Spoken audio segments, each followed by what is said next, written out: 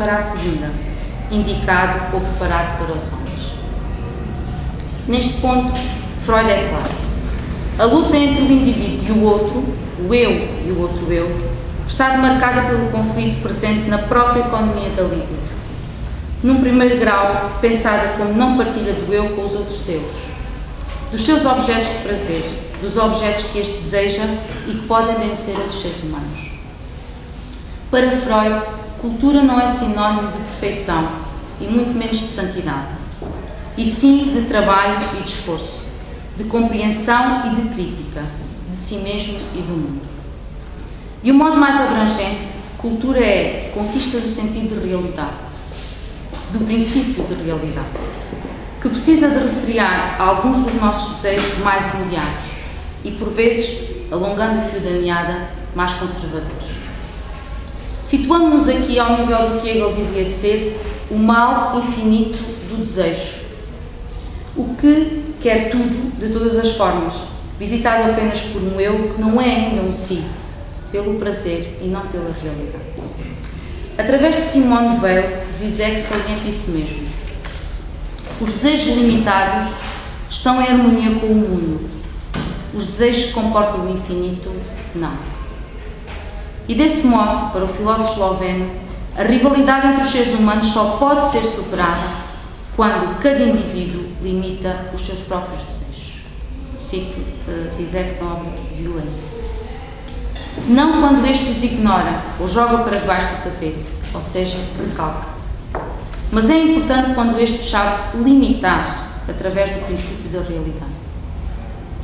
No seu texto de 1911, dedicado a este tema, Freud sublinha que a superação do princípio de prazer pelo princípio de realidade não é conseguida de uma só vez, nem acontece simultaneamente em todos os aspectos.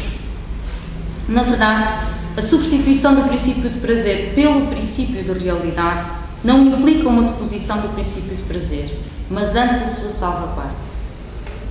Desiste-se de um prazer momentâneo, de resultados incertos, mas apenas para mais tarde, ao longo da nossa vida, da nova vida, ganhar um prazer assegurado. Fim de citação. Ao nível antropológico, convém dizer-lhe, esta tarefa é importante. Como é que um indivíduo, um eu, se torna um ser humano, um si? Questão também abordada por Kant na obra Antropologia de um ponto de vista pragmático, de 1798. Nela, o filósofo assegurava que, cito Kant, a partir do dia em que o homem começa a expressar-se dizendo eu, este começa de uma certa forma a reduzir e, nesse caso, o egoísmo progride incessantemente.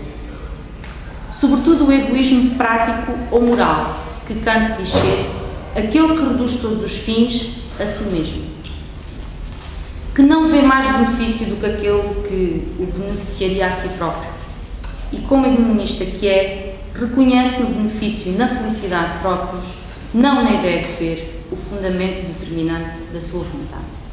Fim de citação. Assim, e segundo uma ideia que está claramente de acordo com a sua estética do juízo e com as considerações anteriores de Hannah Arendt sobre a política, Kant diz-nos ainda: ao egoísmo só pode opor-se o pluralismo, ou seja, aquele modo de pensar que consiste não na consideração e na construção de si próprio como se fosse o mundo inteiro, mas como se fosse um simples cidadão do mundo. Sobre este assunto, diz ainda Kant, debruça-se a antropologia. Este pluralismo, nas palavras de Kant, só acontece quando somos capazes de seguir as três máximas do pensamento, como diz o próprio autor. A primeira, pensar por sua conta, ou seja, pensar por si mesmo. A segunda, imaginar-se, ao comunicar com os outros, no lugar deles. E temos ainda uma terceira, que diz que devemos pensar, durante todo esse tempo, de acordo consigo mesmo, ou seja, não nos contradizemos. E é este pensar por si mesmo, ainda que em diálogo com os outros, nem que seja através da nossa imaginação, que nos permite colocar-nos no lugar deles e que, por sua vez, possibilita o tal curto-circuito de que Zizek fala quando fala na razão pública kantiana. Só esse distúrbio Esse curto-circuito, como diz Zizek, é capaz de cortar as nossas idiosincrasias mais acostumadas, de minar o terreno da solidariedade oca ou da tolerância passiva. Para Zizek não serve, como sabemos, o argumento "deixem-nos a nossa cultura", que ela é diferente, tradicional, acostumada ao nosso povo e às nossas gentes. É nossa. Pois bem, para Zizek, se ela é injusta, segregadora, desumanizadora dos seus membros ou dos seus vizinhos, há sim que pensar sobre ela. Há que examiná-la e não aceitá-la somente porque é diferente. Há sim que pensar sobre ela, que examiná-la, um exame que, antes de ser comum, comunitário até, diz Zizek, é singular, é individual. Acontece no âmago da nossa singularidade, no surgir da exclusão que aponta o dedo à inumanidade do próximo.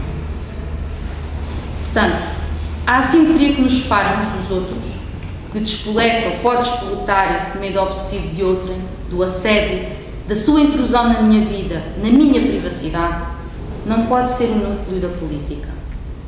Nem sequer pode ser legitimada no sentido de uma tolerância que assiste, que é espectadora, mas que não se mistura com os demais.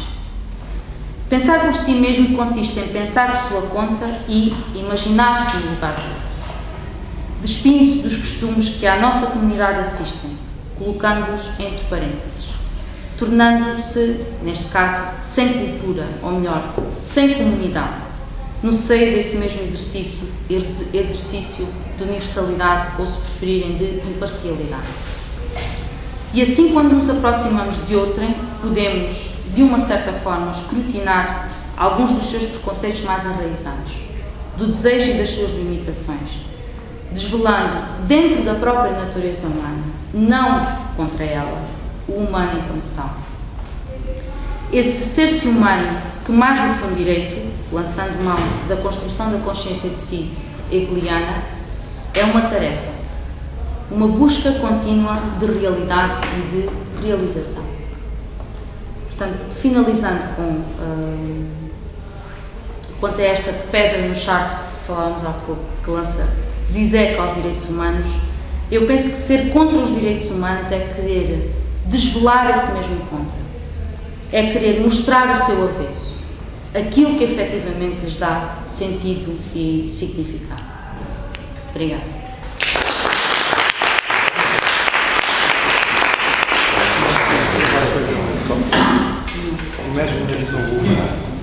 Depois eu digo no fim, porque ela trabalhou com o canto. Ok. Nós temos mais uma. Ela trabalha essa questão do canto. Já. Ora bem, nós tínhamos só mais uma comunicação no dia de hoje, que era do professor José Martinho, Zizek and Me. Não sei se o professor José Martinho já não está, pois não. Depois pareceu que ele saiu. Eu acho que era por causa do horário, porque eu acho que ele tinha um constrangimento do horário. Mas não estará lá fora à espera? Não está. O professor José Martinho. Eu não estava lá fora do filme. Ok. Em todo caso, não está lá. Para mim, ele disse que desistiu. Que desistiu, pronto. Ele cansou, foi tomar uma cerveja ali embaixo.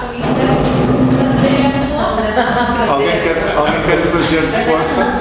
Não, a força tem que não. Não, eu acho que não. Está aqui para ser, se quiser falar, sim. Não, acho que estamos no espaço das mais amplas liberdades. Claro. No espaço das mais amplas liberdades, vamos dar continuidade apenas para ter um pequeno espaço de debate em relação a estas comunicações que tivemos agora ou em relação às outras do dia de hoje e do dia de ontem. Não sei se alguém, eu já agora pedi às pessoas que fizeram esta comunicação para virem até aqui. Diga, peço desculpa, se me permitem.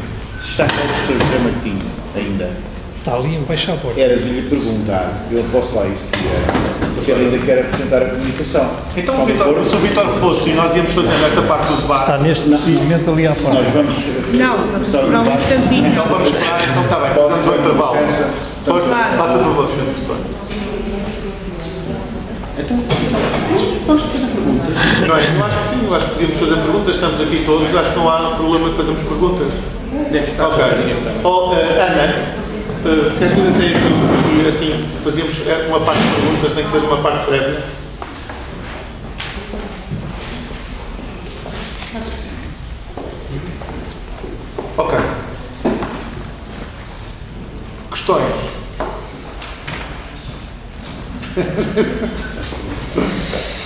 Força. Não pensei de falar agora, mas vou me referir à exposição do Jorge Gonçalves, especialmente lá ao fim. Em primeiro lugar, queria dizer uma coisa que faltou colapso, provavelmente, estes filmes que relatou do Solaris ao Stalker, e não sei, havia mais algum outro. Não, eu só escolhi este. Era só este. Ele tem o livro do realizador Tarkovsky. E esse realizador Tarkovsky era realizador russo na União Soviética, onde isto foi durante, digamos, mais banido que proibido. Eu sou natural do leste, eu vi lá o filme Solaris, primeira vez no cinema em Berlim-Leste, que era o único, com uma tradução do russo, com uma tradutora que estava lá, então isso foi naturalmente muito impressionante. Depois aparece lá, em pleno comunismo, alguma coisa que também aparece aqui, que os psicanalistas chamam real, os outros chamam vazio. Os outros dizem o, quer dizer, o Leon diz o O, que é a origem e zero. Portanto, os místicos, no fundo, dizem o nada e o ser pleno. Então, o Zizek fala também sobre isso. E eu gostava um pouco de ouvir mais sobre este aspecto que, no fundo, a primeira discussão que eu ouvi hoje à tarde sobre os modelos sociais, para mim, chocaram todos contra uma parede. Isso é tudo muito agressivo, que é verdade. Ora, pronto, temos aqui o professor Bertinho, finalmente vai falar. Ok. Mas deixe-me dizer Só para É com bastante satisfação. Podemos. Como? Pediram para eu ir. Sim, nós Pediram para eu ir chamar o professor José Martinho, que se dispôs a vir não da vai rua. seguir. É só para acabar o raciocínio. Ele até pode responder, porque a questão era pós-treino e o Martinho também pode depois. Deixa estar. Mas não posso. O professor José Martinho está muito fatigado. Está aqui à espera. Eu pedi aumentou agora, para ficar também. Eu pedi, ao favor, a compreensão. O professor José Martinho devia ter falado às 17 horas. Desculpe, eu peço imensa desculpa. Mas o professor José Martinho devia ter falado às 17 horas, já estava na rua e eu peço-lhe o favor. Ó Michel, mas foi no final para todos, que é os três. Mas por favor, no fim, tem todo o direito. Ninguém está a votar. Professor José Martinho, muito obrigado. Bom, Já vais atrasar. boa tarde. Eu peço desculpa.